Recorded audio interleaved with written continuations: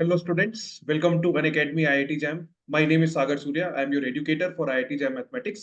आज मेरे साथ हैं IIT Jam 2024 के टॉपर दिगराज, जिनका ऑल इंडिया रैंक 17 आया है। तो यहाँ पर हम लोग दिगराज के साथ बातचीत करेंगे और देखेंगे कि भाई दिगराज ने किस तरीके से प्रिपरेशन करा, क्या जर्नी रहा। तो सबसे पहले भाई most welcome to Unacademy and many many congratulation Digraj. Thank you sir. आपकी वजह से ही।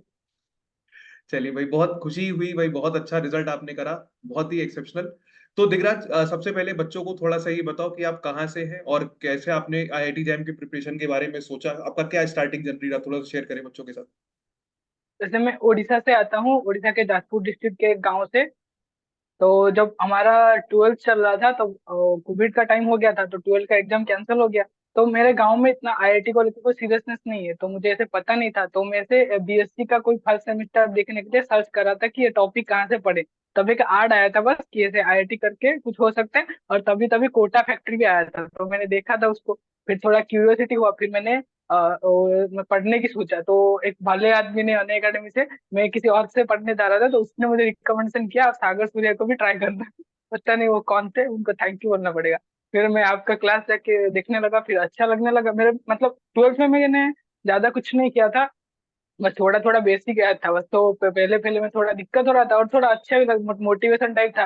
तो पहले पहले मैं पढ़ने चला गया अच्छे से। ये आखिरी तक आते आते न, जब पहले 2024 के मार्च अप्रैल महीने में इतना हो गया था कि मेरा रैंक निकल जाएगा, और बस रैंक इंप्रूव करने की तैयारी थी।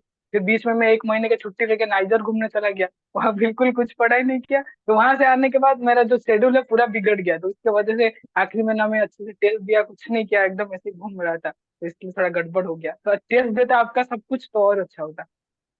अरे तब भी बहुत अच्छा है आपका भाई, टॉप 20 में। तो कौन से आईआईटी जा रहे हो, पहले ये बताओ, क्या सोचा है आगे। बॉम्बे। ओआर,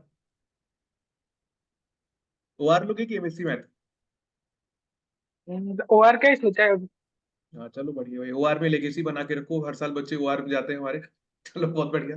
अच्छा ये बताओ धीरज, जैसे सब्जेक्ट्स को बच्चे पढ़ते हैं तो जनरली वो बहुत कंफ्यूज होते हैं कि हमें स्टैंडर्ड बुक में ये पढ़ना चाहिए, वो पढ़ना चाहिए, या मटेरियल को लेकर के एक जनरल कंफ्यूजन बच्चों में रहता है। तो तुम्हारा क्या अप्रोच रहा है इस चीज को लेकर के, मतलब क्या बुक्स तुमने रेफर करी, किस तरीके से पढ़ा, और उसका मतलब स्टैंडर्ड बुक्स का किस तरीके से आईआईटी जैम में इंपॉर्टेंस है और कहाँ तक है, क्या नहीं है, थोड़ा इस बारे में बताओ जरा। अगर आपको स्टैंडर्ड बुक का नाम भी नहीं पता होगा ना, तब भी कोई दिक्कत नहीं है। बस नोट देखना है आपका, और अच्छे से थिंकिंग डेवलप करना है कि आप क्या बोल रहे हैं, क्या मतलब बोल रहे हैं। वो बस जो लिख दिया उसका रटना नहीं चाहिए। आप क्या बोल रहे हैं, कैसे आप अप्रोच बना रहे हैं, उसका ज्यादा इंपॉर्टेंस है। ऐसे तो स्टैंडर्ड बुक मैंने आज तक बुक खोली भी नहीं है। बस थोड़ी बहुत एक जो यूनिवर्सिटी एग्जाम के लिए थोड़ी बहुत देखिए, बस हो हम्म। गया। उतना कोई इंपॉर्टेंस नहीं है। बस आपके नोट्स और आपके क्वेश्चंस जितने असाइनमेंट में है ना, उतना किया है मैंने। और 5 6 टेस्ट को छोड़ के तो जितना रैंक है उनमें से ही है। असाइनमेंट और आपके क्लास हो गया तो हो गया, और कुछ जरूरत नहीं। हम्म। चलो बहुत बढ़िया। अच्छा ये बताओ कि जैसे क्या तुमको जनरली क्या चैलेंज लगा पढ़ने में, वैसे तो नहीं लगा होगा but still as a student जो प्रिपरेशन करता है आईआईटी जैम की, तो क्या जनरली उनको स्ट्रगल फेस करना पड़ता है, तुमने कुछ ऐसा फेस करा तो तुम्हें क्या दिक्कतें हुई और कैसे उसको ओवर किया, कम किया तुमने, जरा वो बताओ। बस जैसे मुझे थिंकिंग वाले सब्जेक्ट अच्छे लगते हैं, जैसे प्योर वाले सब्जेक्ट हो गया तो उसमें से मैं अच्छा कर लूंगा। जैसे कि इस एग्जाम में जितने भी मार्क्स आए मेरे, मेरे एमसीक्यू और एमएसक्यू में आए, एनआईटी में एक ही नंबर है मेरा। मुझसे अप्लाइड का पोर्शन होता ही नहीं। मतलब अगर मुझे कोई टेढ़ा इंटीग्रेशन आपने पकड़ा दिया तो मेरी जिंदगी लग जाएगा, मैं उसको सॉल्व नहीं कर पाऊंगा। क्योंकि मतलब मुझमें थोड़ा पेशेंस की कमी है कि मतलब 5 6 मिनट को क्वेश्चन जा रहा है तो नहीं होगा। मुझे जैसे आदत है कि 2 3 मिनट में आधा दिमाग में सॉल्व किया, थोड़ा लिखा और हो गया। क्योंकि मेरा हैंड राइटिंग बहुत ही बेकार है। तो इस एग्जाम में भी हुआ, एक भी अप्लाइड का सवाल मुझसे नहीं हुआ। एनआईटी में से अप्लाइड ही था, एक ही नंबर निकाला था, मैं लीडर डाल दिया, तो हो गया। हाँ। बस चलो बढ़िया, ऐसे लेकिन ये है ना कि सबको प्योर में देखना चाहिए, कमांड बढ़िया मतलब है तुम्हारा। अपने हाँ हाँ, प्योर में अच्छा है मेरा थोड़ा सा। हाँ। अच्छा ये दिखना, और ये बताओ कि जैसे ओवरऑल इस प्रिपरेशन में टेस्ट गिविंग का क्या इंपॉर्टेंस रहा तुम्हारी जर्नी में, मतलब कि टेस्ट देना क्यों जरूरी है, और मतलब ये ऐसी चीज है ना जिसको बच्चे जनरली इग्नोर करते हैं या प्रैक्टिस इग्नोर करते हैं। तो what common mistakes students make in this preparation and how should they avoid, what are the common mistakes according to you. Test देना तो बहुत जरूरी है, क्योंकि उसका आइडिया लगता है। जैसे इस पेपर में पेपर टफ होता है, जिसने टेस्ट दिया होगा अच्छे से उसको पता लग गया होगा कि मतलब ऐसा कुछ नहीं, जिसको मतलब सिलेक्शन चाहिए होता है उसको बेसिकली पता लग गया होगा कि 35 प्लस हो गया तो किसी का इतना नहीं आएगा, सिलेक्शन आ जाएगा। लेकिन एक एक मतलब देखा है मैंने, किसी किसी को एक एक दिन में 3 3 टेस्ट देते हैं, तो उतना भी जरूर नहीं, क्योंकि उसको टेस्ट को देख के फिर उसको आपको देखना पड़ेगा कि आपकी गलती क्या है, फिर उसको 2 दिन टाइम लगा के फिर नेक्स्ट टेस्ट में उसको इम्प्रूव करना चाहिए। फिर कुछ कुछ लोग ऐसे टेस्ट देते जाते हैं और पिछले वाले टेस्ट को देखते नहीं, तो कुछ इम्प्रूवमेंट ही नहीं होगा, क्योंकि आप काम ही नहीं कर रहे हो। हम्म, तो हम्म, टेस्ट देना जरूरी है, लेकिन मतलब अंधा टेस्ट मत दो कि एक दिन में 3 3 4 4 बस। हम्म।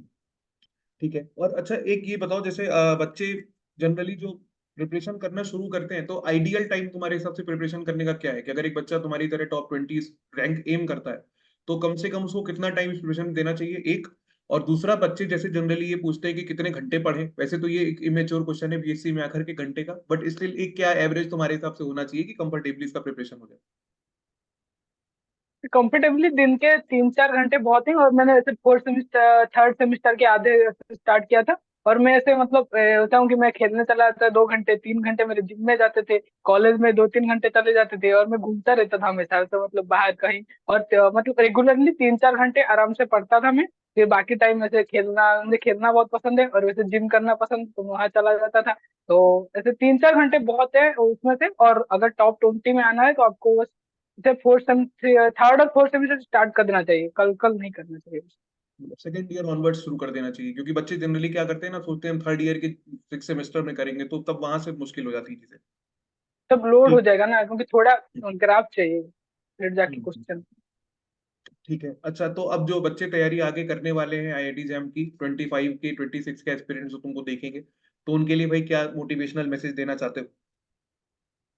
क्या यही बताना है कि चाहते हो? आप पे जिसकी बातों का भरोसा ध्यान करेंगे, रखें। ग्रुप में हमने ग्रुप में हम ग्रुप में देखा एग्जाम के बाद सब ऐसे बोले मैं ही प्लानिंग कर गया था, आपको बोल रहा था कुछ नहीं हुआ, बकवास हो गया।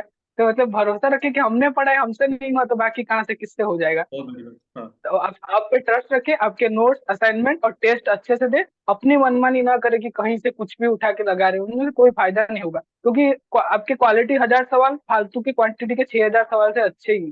तो इससे अच्छा है उसी 1000 सवाल के अप्रोच याद कर लो, हो जाएगा सब कुछ। और सबसे जरूरी अपने ऊपर भरोसा है बस। बहुत बहुत सिंपल, बहुत स्ट्रेट फॉरवर्ड आंसर, लेकिन बिल्कुल ठीक बात है। मतलब अपने ऊपर भरोसा बहुत जरूरी है, और हम लोगों ने जितना पढ़ा, फिर वही बात हो जाती है कि जब हम नहीं, अगर उसमें स्कोर अच्छा कर रहे हैं तो मेरिट ही कम होगा पेपर का, हमारी गलती नहीं है, हम लोगों ने मेहनत करी है, मेरिट भी देखो उसी के आसपास बनी। तो वही बात है अल्टीमेटली। मतलब जब हमने इतना पढ़ा है, हमसे नहीं होगा तो फिर किससे होगा। हाँ एग्जैक्टली, वो पेपर ही इस तरीके का आया ना, डिस्टर्बिंग टाइप का, तो बच्चे जो अच्छा कर रहे थे अगर उनका ये स्कोर है, तो फिर मेरिट यही डिसाइड करेंगे, क्योंकि आप ही लोग हैं जो जाकर के अल्टीमेटली मेरिट बनाएंगे इस एग्जाम की। चलो बहुत बढ़िया दिगराज, बहुत ही लंबी जर्नी तुम्हारी रही। अब आगे क्या टीआईएफआर का प्लान है तुम्हारा? तो उसके लिए भाई बहुत बहुत शुभकामनाएं। होपफुली टीआईएफआर का भी एक इंटरव्यू हम तुम्हारा ले कुछ दिन के बाद, जिसमें तुम्हारा बताना फिर किस तरीके से क्या रहता है। तो ये थे हम लोग के साथ दिगराज, और दिगराज ने भाई एक्सेप्शनल परफॉर्मेंस के साथ ऑल इंडिया रैंक 17 ऑब्टेन किया है, और अपीयरिंग भी किया है ना तुमने, तो ड्रॉप भी नहीं है तुम्हारा, तो लगातार है ना अभी बताइए, एग्जाम ही अपीयरिंग चल भी रहा है, मैं 17। जस्ट 1 घंटा पहले एग्जाम से आया। तो क्योंकि यूनिवर्सिटी बात का ये चल रहा होती है। हाँ, मतलब अगर बच्चा थर्ड ईयर अपेयरिंग में देना चाहता है, तो उसको शुरुआत पहले करनी पड़ती है। अगर बच्चे थर्ड ईयर में करते हैं, लेट करते हैं, तो फिर वही ड्रॉप पे कन्वर्ट होता है। तो यही है, जैसे समझदारी से सेकेंड ईयर के ऑनवर्ड्स आप लोग शुरू कर दीजिए पढ़ना। चलो भाई, बहुत अच्छा लगा तुमसे बात करके, और आई होप ये है। Thank you sir. वीडियो से बाकी आके बच्चों को बहुत मोटिवेशन मिलेगा। Thank you so much sir Digraj. Rank हमारा थोड़ी है, आपका है ये। अरे सबका है भाई, हम लोग की सबकी मेहनत है। चलो बहुत खुशी हुई बात करके। तो ये थे हम लोग के साथ दिगराज, और अभी ये सेशन देखिए, आपको अगर कुछ क्वेरीज होती है तो आप कमेंट कर दीजिएगा भाई, मेरी तरफ से या दिगराज की तरफ से उसका रिप्लाई आ जाएगा। तो आने वाले जो बच्चे एस्पिरेंट्स हैं जैम 25 26 के, आप प्रिपरेशन शुरू कर दीजिए, 1 साल का टाइम आपके पास लगभग है। ओके, चलिए, all the very best Digraj, and all the students watching this video. Thank you. Thank you. Thank you.